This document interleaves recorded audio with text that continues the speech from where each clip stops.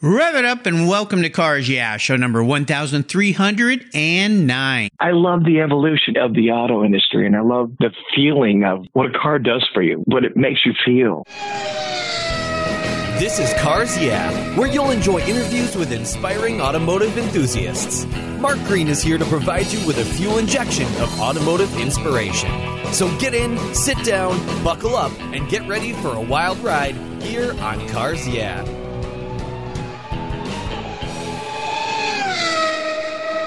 Hello, automotive enthusiasts. I'm revved up and so excited to introduce today's very special guest calling in from Mission Viejo, California, Mark Perleberg. Hey, Mark, are you buckled up and ready for a fun ride? I am. I got my Hans device on because I know it's going to be a whole lot of wild race with you. Well, I'll try to keep it between the guardrails here. We don't want any Hans device usage going on here at Cars Yeah, but yeah, sometimes things can get a little wild, so we'll see how I do here. There's a joke about being loose or push. When you push, the front of the race car hits the wall, and when you're loose, the back of the race car hits the wall. So I'll be prepared for both sides. All right. Well, I'm going to do my best not to hit any walls today, but I can't promise you anything. Mark Perleberg is the host of The Sunday Drive, a video show and audio show where he takes you behind the scenes into the world of automobiles and racing. Mark talks with industry leaders, celebrities, and sometimes he has a co-host where they explore everything from concept cars to classic cars, motorsports, car shows, and events. For as long as Mark can recall, he has had a love affair with automobiles, and at the young age of 12, he began working at his family's car dealership in Wisconsin that ultimately led to an opportunity to work as a technician for a Formula Atlantic race team. Mark's worked also for Kelley Blue Book and as a lead automotive expert for NADA Guides. So, Mark, I've told our listeners just a little tiny bit about you. Would you take a brief moment and share a little bit more about your business and your career and your passion for automobiles before I jump into my questions? You know, I should have paid attention in school instead of listening to the sound of a V8 versus a V6 and knowing every color of every car. And, you know, it's just, I've always been in love with automobiles, and it's all I've ever done my entire life. And truly the wonderful part about the automobile industry is that it connects with the racing, and it connects with the manufacturing and all the things that people, if you love a white tan interior Corolla, that is a statement in itself. But there's so many things that connect within the auto industry that I've been in love with it forever. So you were that kid like me drawing on, used to take the grocery bags to cover our textbooks to protect them. And was always drawing the cars. I was drawing cars and surfing and waves because I grew up in Southern California, but I assume you were just like me. Ironically, I have a daughter that's 27 who still doesn't have her driver's license today and had no interest in cars. But now I have a 5-year-old grandson who loves Hot Wheels just like me and doesn't want to scratch them and wants to put them in their little case.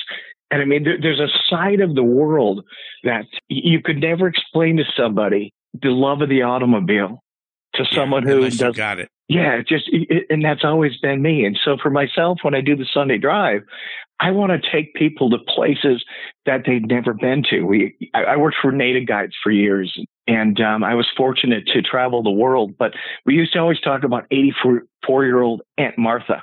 And 84-year-old Aunt Martha would never understand what it was like to be on, the Brickyard, what it would be like to be at Pebble Beach. But that's what we try to do. We try to share that story within 30 minutes to say, this is what it was like to wander around Pebble Beach. This is what Monterey Car Week's all about. This is what La Jolla Concours is. So all of these fun things that you do, I just took for granted. We try to share with the people that could never imagine that sort of silly feeling. Oh, very cool. Very cool. Well, I'll remind our listeners, too, I'm going to be posting. Probably by the time the show airs, I've already posted it. I got to have a little chat with Mark at the La Jolla Concours. He was kind enough to invite me into his booth, asked me some questions. We got to meet each other and talk cars. I think we could have talked all day, but that fantastic event was really fun. And you're very lucky. At least the car gene skipped a generation and went right into your grandson. So you can spoil him rotten with Hot Wheels and old vintage matchboxes and taking him to car shows. I think you've got a very fun future ahead of you. Well, as we continue on your journey, though, I'd like to start with a success quote or a mantra. This is some kind of saying that's been instrumental in forming your life and your success. It's a really nice way to get the inspirational tires smoking here on Cars Yeah. So, Mark, take the wheel. Okay, so find something that is so passionate, which I love cars, and to understand automobiles is amazing. I mean, it truly is.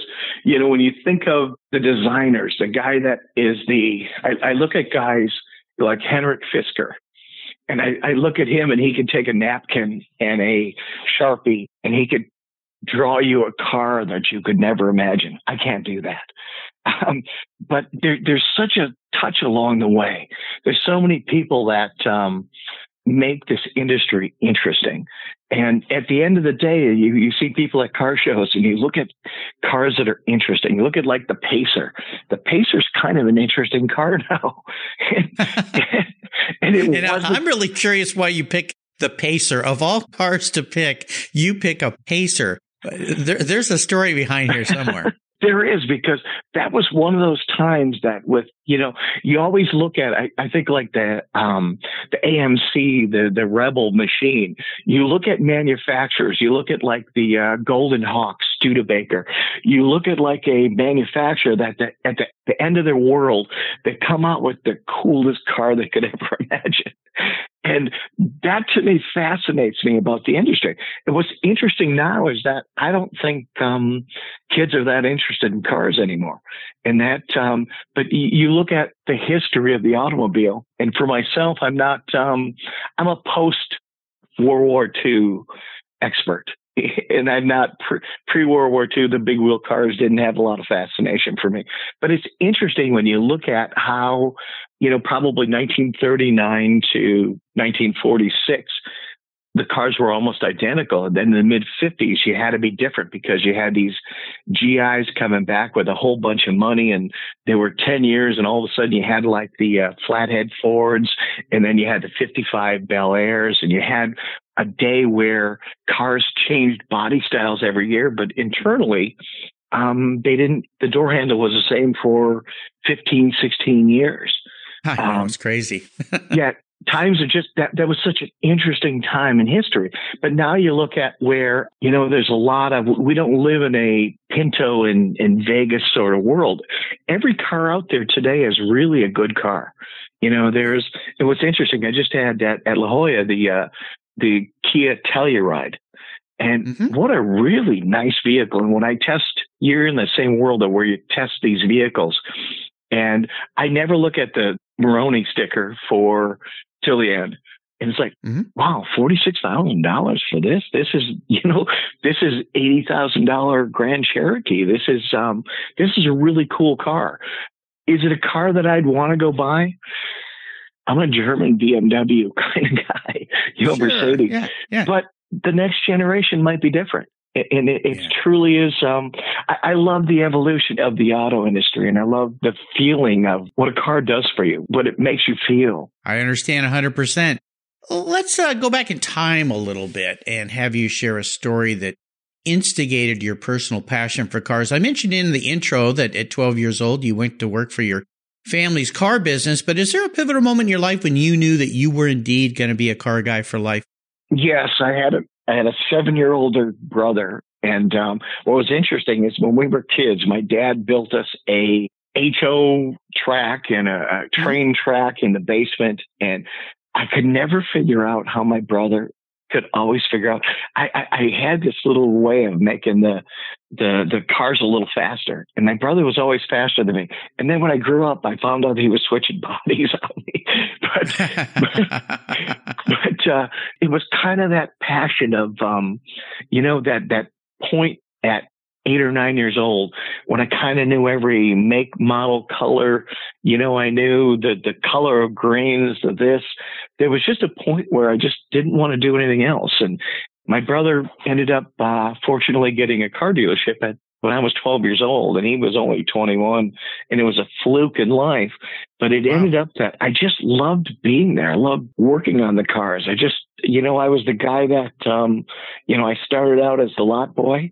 And here's the silly part in Wisconsin is that I used to dig a hole in the back and take all the trash, and we'd burn the trash, and then we'd pour the oil on top of it. Oh my gosh! Yeah, it was days before like EPA sort of stuff. But I just loved being around the cars.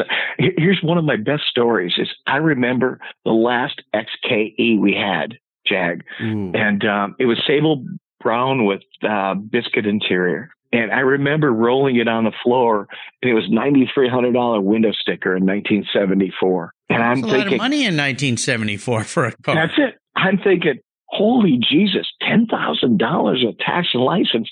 Who would possibly pay that?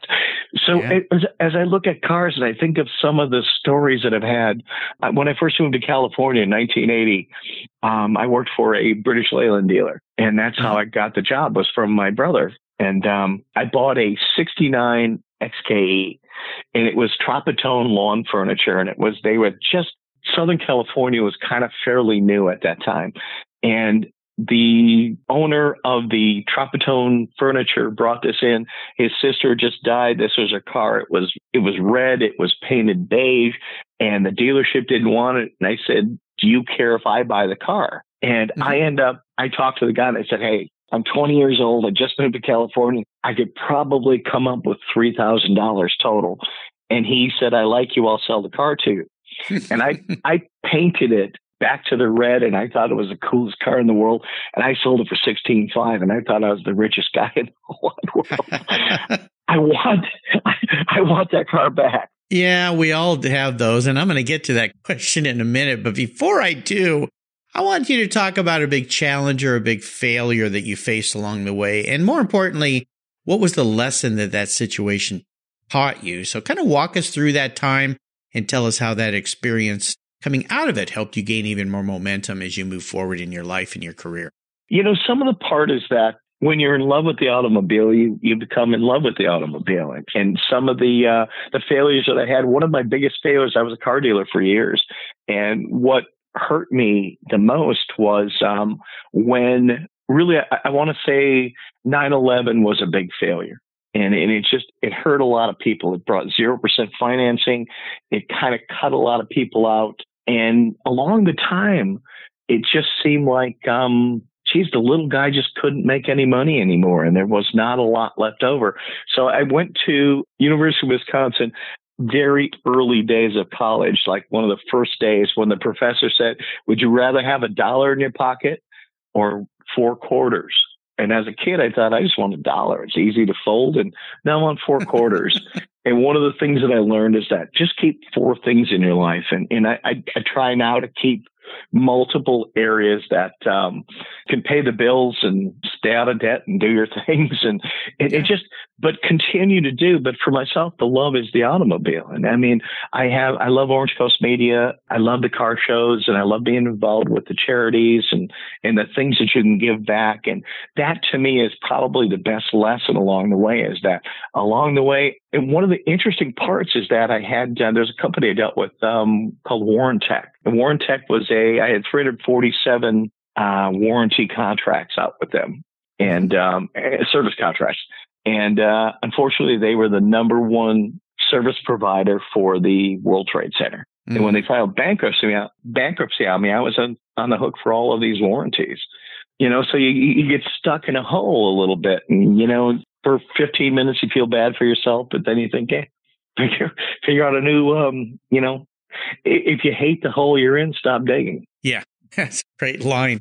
Well, let's talk about your first special vehicle. You've touched on a few interesting cars that you've had, but is there a first one that showed up in your life that had great meaning for you? Here's an interesting story, is that my first car that I had, I don't even think I was 16 years old yet, was a 67 Austin Healey Sprite. It belonged to the head mechanic for my brother's dealership. It was his daughter's car. It was Wisconsin. It had rust holes everywhere. I think I paid $500 for it. I think I painted it and had some fun. I know I knocked out a throw-up bearing by doing burnouts, but I think that summer I sold it for like $2,000 to somebody. But I bought a Pontiac Grand Am. It was a trade-in at my brother's dealership. And ironically, I was able to find the car back, and I still own it today. I bought it I bought it back about 5 years ago. And thank you, Facebook, because I ran into the guy in Clintonville, Green Bay, near Green Bay, Wisconsin. And he was able to, he said, "Do you want your Grand Am back?" I said, "I do." And I said, "I remember selling to you for $1,500. He said, "Well, it's more money today." And it was. And ironically, I bought the car back and I left it in Wisconsin for a couple of years with my close high school buddy. And it sits in Mission Viejo right now, 55,000 original miles. And that's very cool. Is that your seller's remorse story? The fact that you resolved your seller's remorse by buying that back? I'm fixed. No, it's truly, it's funny. I have a 3,500 square foot warehouse that I had 23 cars in, and I'm down to, I got out of the habit, and I'm down to maybe 5 cars right now. The 5 that I have, I've got a one of 58 6-speed plum crazy Challengers ever made with 17,000 miles. I got a Bandit Trans Am. I got a 79 that I've spent 3 years restoring. And it is it's nicer than it was when it rolled off the showroom floor. Cool. It's a triple black T-top car. I got the Grand Am. I have one of 1,158 Mark Cross Edition LeBaron convertibles, 1984. And cool. It's the Barbie car that is my daughter's birthday present. But it's I love kind of odd stuff. I like Pintos in Vegas, and I like, it's funny when you look at the history of the car industry, as sometimes the Ferraris and the Porsches get all the attention. There's the common car out there that everybody's got a good story for, and I love that kind of stuff. Yeah, very, very cool. You must have enjoyed seeing that prototype Trans Am car that was at the La Jolla Concours. I did. The white one. Yeah, that was very unique. Very cool. I'd never seen that car before. Got to meet the owner. Got to do a little interview with Julian White, who's a show producer, who's a past guest of mine here on Cars. Yeah, as soon as that comes up, I'll share it with folks on my social media. And we got to talk about that car and the future of hot rods and muscle cars and all that. Well, let's talk about what's got you excited and fired up today. I'd like for you to share a little more with our listeners about what the Sunday Drive is all about, where they can find it, how they can enjoy it. And also, I know you're involved. You sit on the board of the Steve McQueen Car Show that's coming up in June, or this June here. We're into June already, believe it or not. So let's start with the Sunday Drive. All right, Sunday Drive, www.sundaydrive.tv. Or you can tell Alexa to find you, or you can type us into Roku. Basically, what we do is our tagline is, we don't tell you who won the Indy 500. We tell you what it's like to go to the Indy 500. Because I think the experience of the shows is more than the actual show itself. And it's kind of interesting as you and I, as I set up a booth at these events, and you and I kind of had this back and forth, before La Jolla.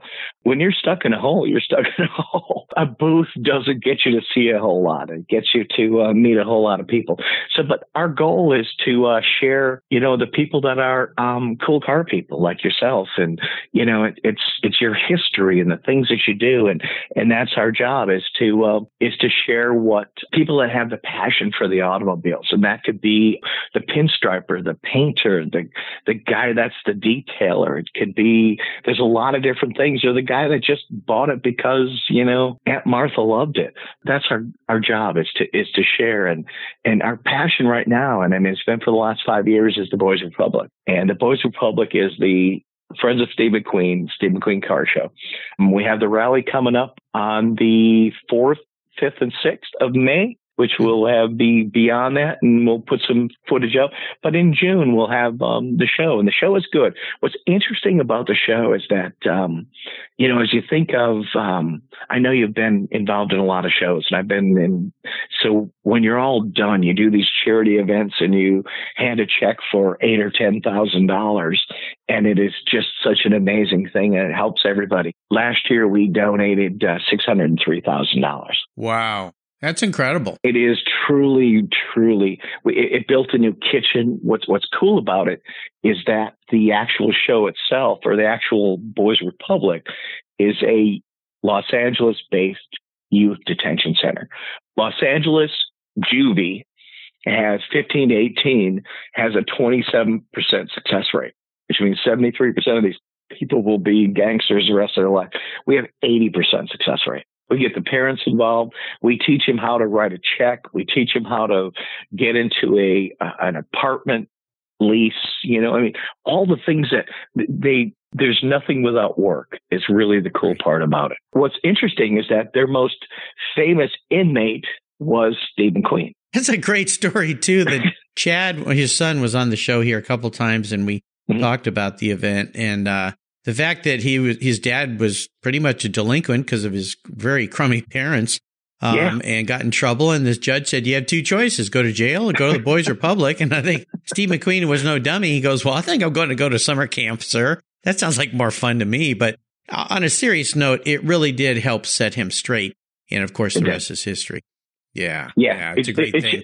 It's just such a neat program. And really, the interesting part about it is much fun is this year I've got ScreenWorks involved. So we've got one of those big monster trailer screens that are going to come by and we're going to broadcast live. And it's just really, to look at the kids and to see, you're putting something back in society. And that really is I've been fortunate. I've been able to play cars my whole life and certainly will forever and ever and ever.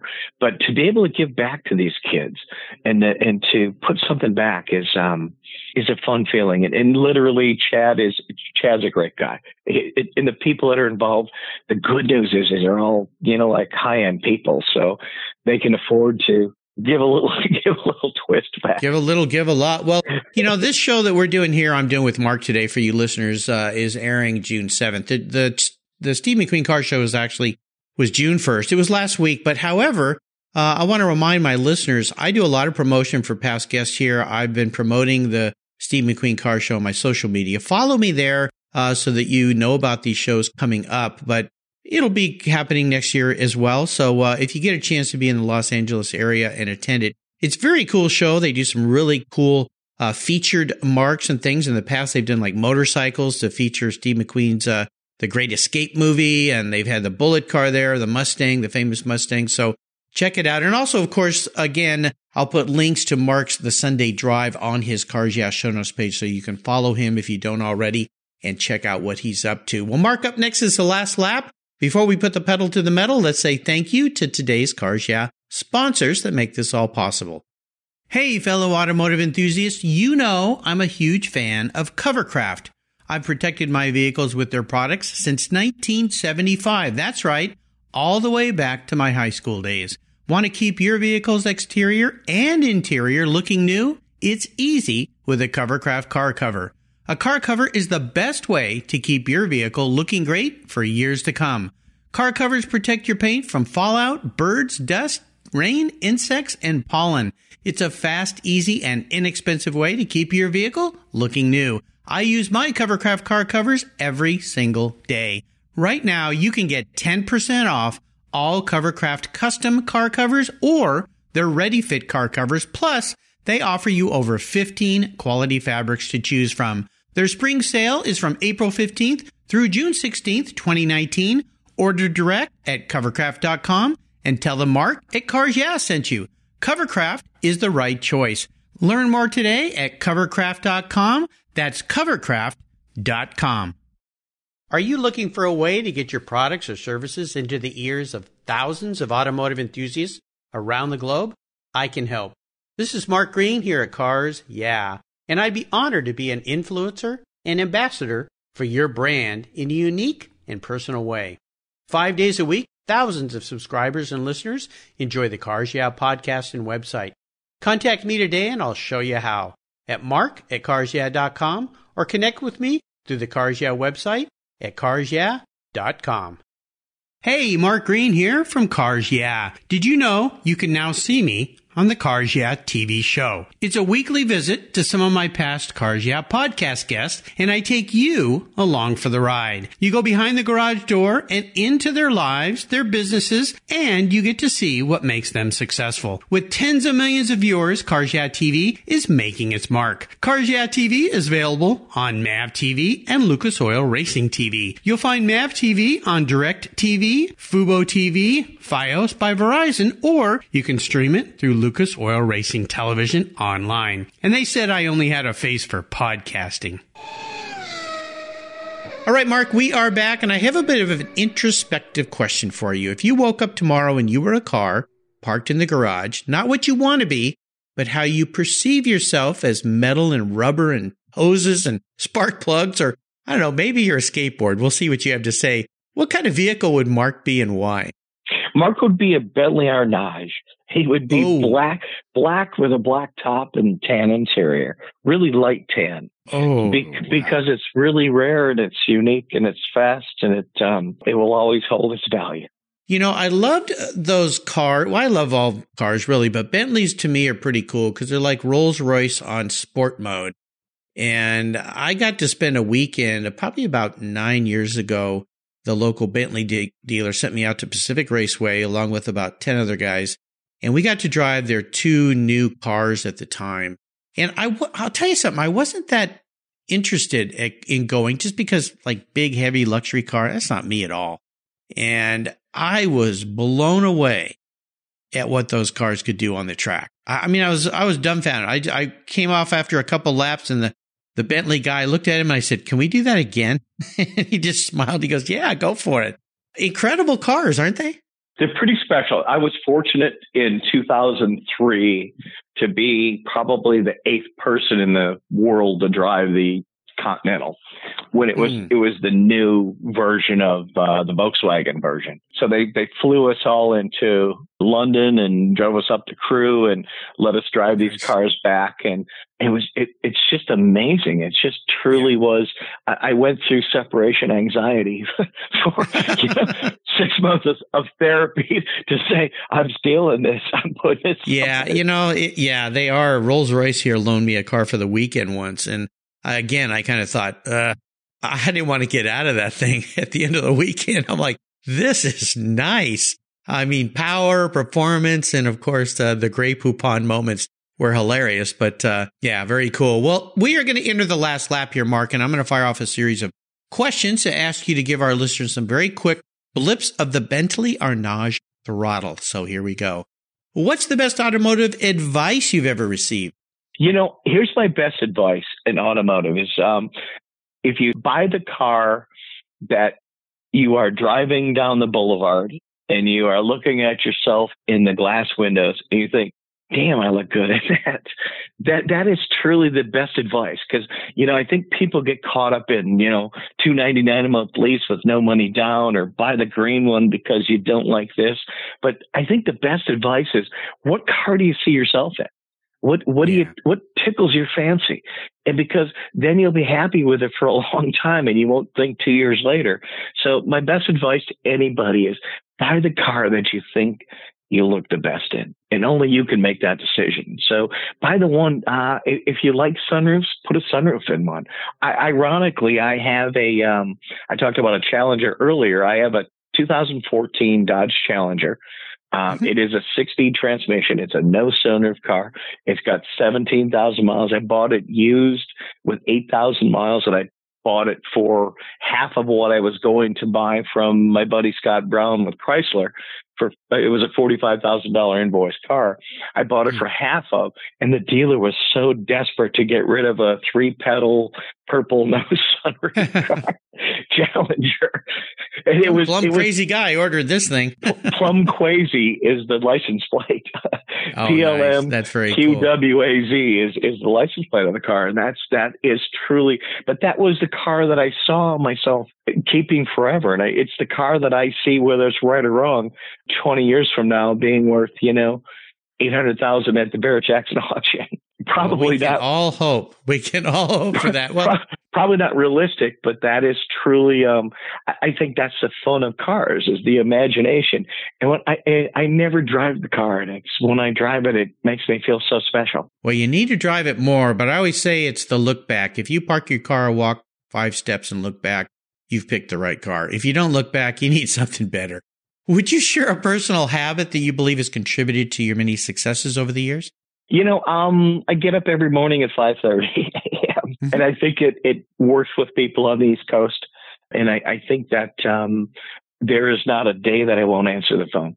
I think that, it's truly, but I love what I do. I mean, it's the old cliche of, find what you love to do and then you never work a day in your life. But there's not a day I don't want to talk about cars. I was so excited to talk to you. I love the fact that you came on my show at La Jolla. There's just, find something that you really love to do. Life's too short to do anything else. That's for sure. Yeah. Well, how about a resource? There's so many these days, but is there one in particular that you find yourself going back to that you could share? I always seem to use Yahoo or Google, and I kind of search for the things that I want. And what's really cool about that is you can find any part in the world that you could possibly imagine if you're building a car.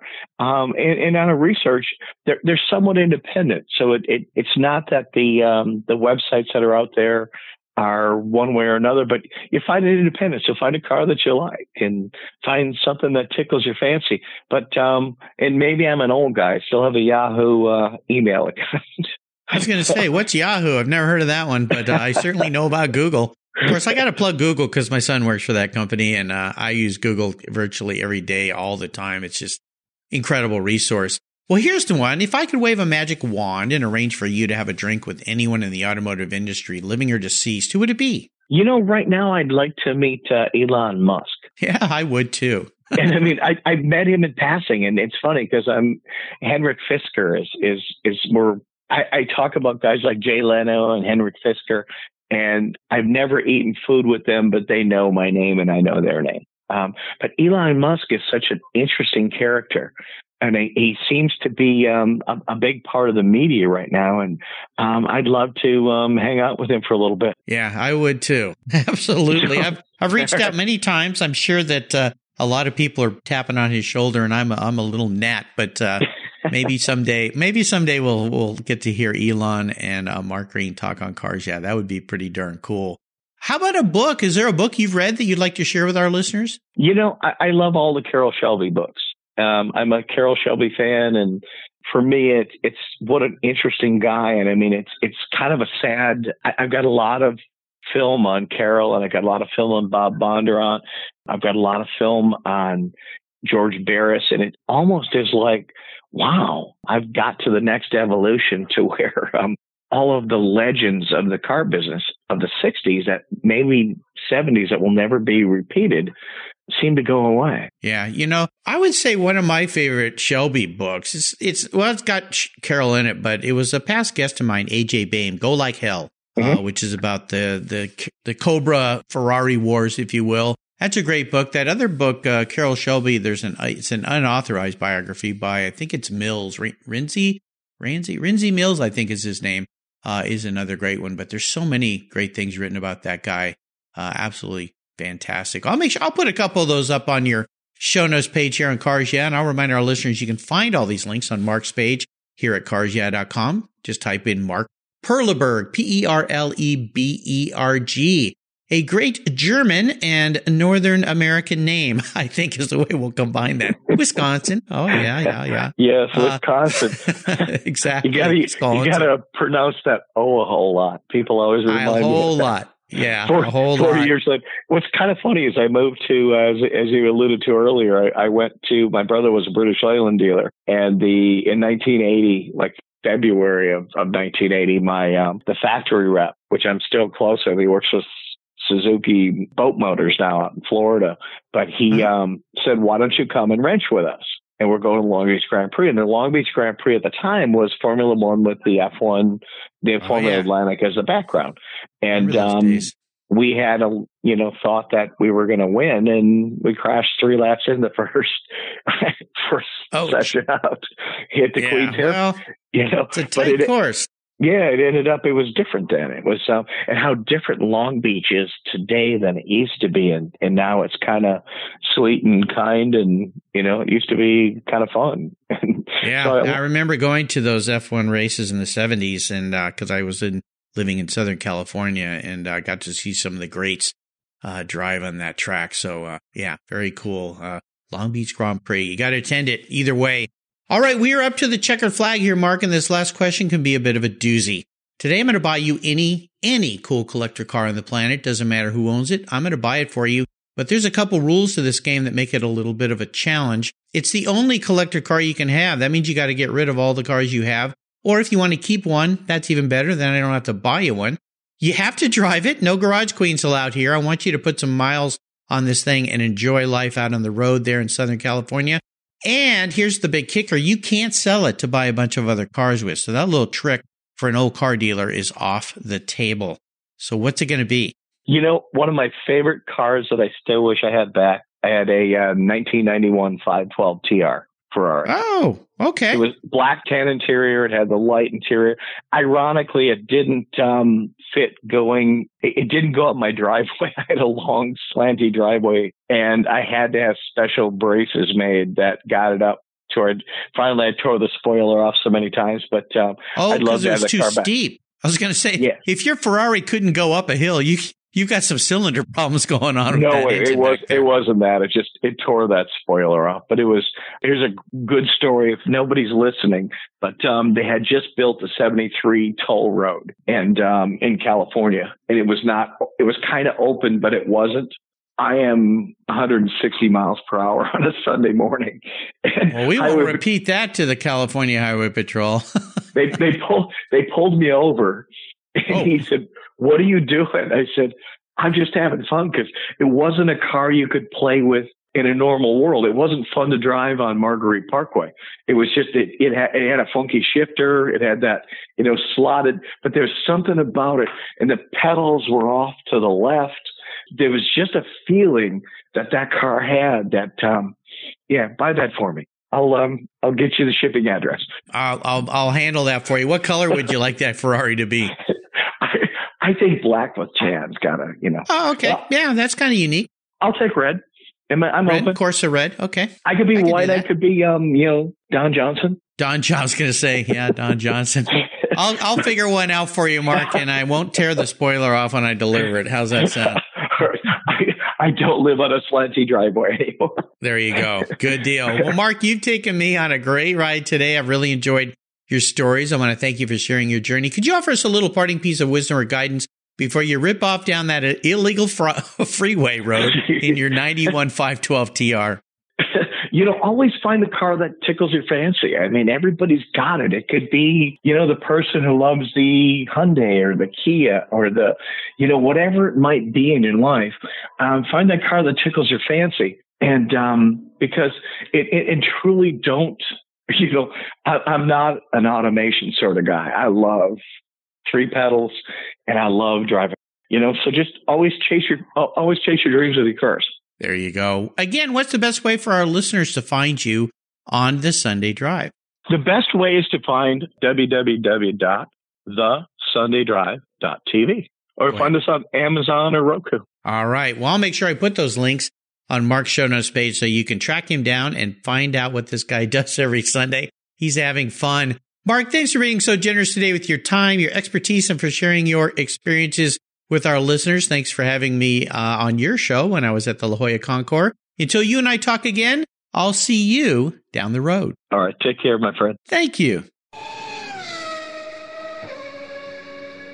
You take care of your cars, but who takes care of your investments? Tune-ups aren't just for engines. Updating your financial plan is important too. Your GPS may take you from A to B, but it won't help you on the road to financial freedom. For that, you need a good co-pilot and a very trusted advisor. Chris Kimball, CFP, is just the man for the job. He'll guide you down that road without driving you crazy. For over 25 years, Chris has helped people just like you and me with their financial planning and investments. With a master's degree in financial services, he is eminently qualified. And he's a car guy, too. Learn more at chrisvkimball.com or call 866 on a plan. Securities through Money Concepts Capital Corp. Member FINRA SIPC. CK Financial Services is not affiliated with Money Concepts Capital Corp. Thank you so much for joining us on today's ride here at Cars Yeah. Drive on over to carsyeah.com to find show notes and inspiring automotive fun. Download your free copy of Filler Up, a fun book filled with gorgeous photographs of fuel filler fun, including quotes from more inspiring automotive enthusiasts. Download your copy today, and we'll see you next time on Cars Yeah.